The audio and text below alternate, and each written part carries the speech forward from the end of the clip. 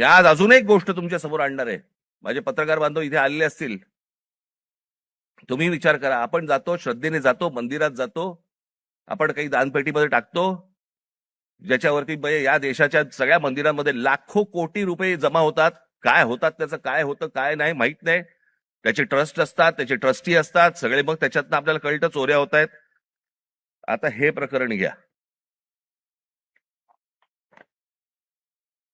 पत्र आहे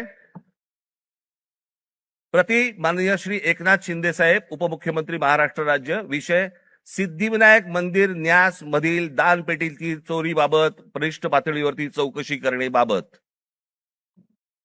जिथे आपण श्रद्धेने जातो, जिथे दानपेटीमध्ये आपल्याकडे भाविक जातात आणि पैसे टाकतात,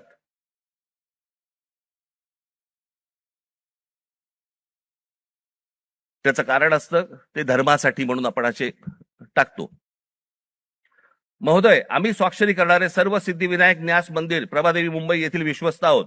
साहेब, आपण विश्वासाने आमची संबंधित ट्रस्टवरती सदस्य म्हणून नियुक्ती केली असून आपल्या विश्वासाला पात्र राहण्याचा आम्ही प्रामाणिकपणे प्रयत्न करत आहोत. भाषा पण बघा, मंदिर आहे का कंपनी येतेच कळत नाही मला. त्यामुळे मंदिरात गेल्या 1.5 वर्षाच्या कालावधीत विविध उपाययोजना राबविताना मंदिराची मिळकत 35% जादा वाढविण्यात आम्ही काही प्रमाणात यशस्वी झालो आहोत. मिळकत तुम्ही कशा यशस्वी झालात? असो महोदय, विश्वस्तांच्या सतर्कतेमुळे मंदिरातल्या दानपेटीतून पैसे चोरणारे कर्मचारी पकडले गेलेले आहेत. हे कर्मचारी पकडण्यापूर्वी दर बुधवारी मंदिरातल्या दानपेटीतील रकमेची मोजदाद ही 50 लाख रुपयाच्या आत होती. मात्र हे कर्मचारी पकडल्यानंतर गेले 3 आठवड्याची दानपेटी रक्कम ही 1.5 कोटी रुपयांच्या घरात पोहोचली आहे. याचाच अर्थ यापूर्वी दर आठवड्याला दानपेटीतील जमा होणाऱ्या काही रकमेतील काही रक्कम ही लंपास होत होती. त्यामुळे दरवर्षी सुमारे 18 कोटी रुपयांचे मंदिराचे नुकसान होत होते. याचे धागेदोरे वरिष्ठ पातळीवर आहेत असा आमचा ठाम संशय आहे.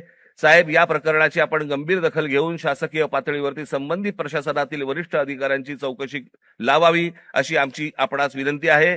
विश्वस्त मंडळ सिद्धिविनायक गणपती मंदिर न्यास प्रभादेवी मुंबई. हे सगळ्यांनी सह्या केल्या आहेत. राहुल लोंढे, भास्कर शेट्टी, महेश मुदलियार, जितेंद्र राऊत, मीना कांबळी, मनीषा तुपे, गोपाळ दळवी, सुदर्शन सांगळे, हे त्यांचं पत्र आहे.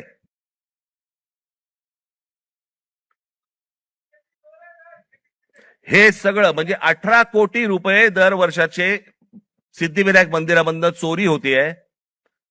आपण भाबडेपणाने, भाविकपणे आपण तिकडे जातोय, दानपेटीमध्ये आपण टाकतोय, हे असल्या चोऱ्या होत आहेत. ही माणसं सगळी मंदिरं लुटतायत. हाच तो तरुण, हेच ते विद्यार्थी परीक्षांच्या वेळेला नोकरीसाठी मंदिरामध्ये जातायत, पायऱ्या झिजवतायत, सांगतायत देवाला मला नोकरी मिळू देत, आणि त्याच मंदिरामध्ये चोऱ्या होत आहेत. तिकडचेच विश्वस्त चोऱ्या करतायत, तिकडचीच माणसं चोऱ्या करतायत. हा आमचा धर्म, ही आमची धर्माची मंदिरं. सरकारवरती विश्वास ठेवता येत नाही म्हणून मंदिरात जावं, तर मंदिरावरती विश्वास ठेवता येत नाही. ही जर समजा देशाची परिस्थिती असेल, होईल काय? रस्त्यावरतीच उद्रेक होईल.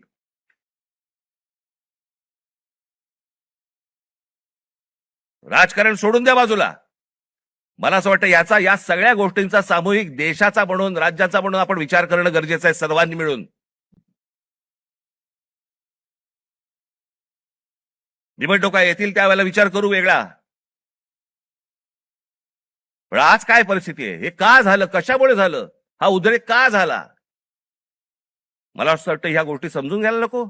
अनेक बारीक बारीक बारीक बारीक त्याला लेयर्स आहेत, पापुत्रे आहेत. ते पापुत्रे चढत चढत चढत चढत त्याची वडी झालेली आहे. मला असं वाटतं ही गोष्ट सरकारने समजून घेणं गरजेचं आहे. आज मनातल्या तरुणांच्या, विद्यार्थ्यांच्या आशा आकांक्षा, महत्वाकांक्षा, या मला असं वाटतं विद्यार्थी सेनेने समजून घेणं गरजेचं आहे. नोंदणी होत राहील, पण त्यांची ते काय विचार करतायत मला असं वाटतं हे पाहणं गरजेचं आहे.